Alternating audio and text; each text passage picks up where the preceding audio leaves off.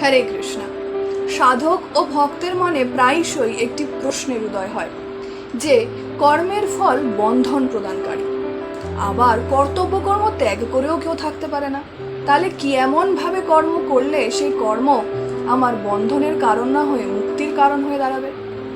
এই বিচারের মীমাংসার উদ্দেশ্যে ভগবান স্বয়ং অর্জুনকে গীতায় বলছেন, ময়ি সর্বাণি কর্মাণি সন্ন্যাস্যাধ্যাত্ম চেতসা নিরাসির নির্মম ভূত্বা যুদ্ধস্বা বিগতাজ্বরঃ। অর্থাৎ তুমি আধ্যাত্ম চিত্ত এবং বিচার বিবেচনা যুক্ত হৃদয়ের দ্বারা সমস্ত কর্তব্য কর্মই আমাতে অর্পণ করে দাও।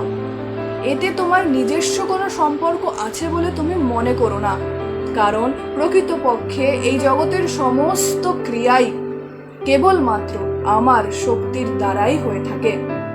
শরীর, ইন্দ্রিয়া আদি পদার্থ ইত্যাদিও আমার, শক্তিও আমার। তাই সব কিছুই ভগবানের এবং ভগবান আমার।